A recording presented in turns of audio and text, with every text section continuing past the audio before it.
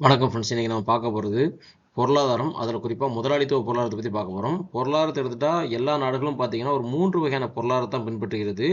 ஒன்று முதலாளித்துவ பொருளாதாரம், அடுத்து பார்த்தீங்கன்னா கலப்பு பொருளாதாரம், அடுத்து சமதர்ம பொருளாதாரம் சொல்லக்கூடிய சமத்துவ பொருளாதாரம். இந்த 3 தான் பார்த்தீங்கன்னா பின்பற்றுதாங்க. இப்போ இதில் வந்து பார்த்தீங்கன்னா நம்ம முதலாளித்துவ பொருளாதாரத்தை பற்றி பார்ப்போம். இதனுடைய தந்தையா ஆடம் ஸ்மித் பார்க்கப்படுது. இந்த முதலாளித்துவ பொருளாதாரத்தில் தனியார் ஆதிக்கம் அதிகமாக இருக்கும், லாப நோக்கம் அதிகமாக இருக்கும். இந்த ரெண்டும் தான் பார்த்தீங்கன்னா முதலாளித்துவ பொருளாதாரத்தோட நோக்கமாக இருக்கும். சரிங்களா? இந்த முதலாளித்துவ பொருளாதாரத்தை அமெரிக்காவும் ஜப்பான் இந்த 2 நாடுகளும் பார்த்தீங்கன்னா முதலாளித்துவ பொருளாதாரத்தை அதிகமாக பின்பற்றுகிறது. அதனால தான் இதை டெவலப்பிங் கண்ட்ரி நம்ம இன்றைக்கும் சொல்லிக்கிட்டு இருக்கோம். முதலாளித்துவ பொருளாதாரத்தில் உற்பத்தி எப்போவுமே அதிகமாக இருக்கும்.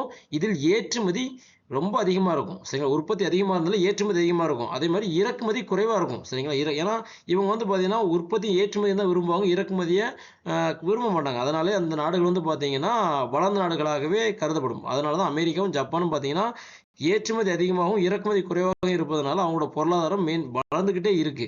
அதுக்கடுத்து முதலாளித்துவ பொருளாதாரம் சந்தை பொருளாதாரம் என்றும் தடையில்லா பொருளாதாரம் என்றும் அழைக்கப்படுகிறது. ஸோ இதுதான் பார்த்தீங்கன்னா இதோட முக்கியமான பாயிண்ட்ஸ். நன்றி.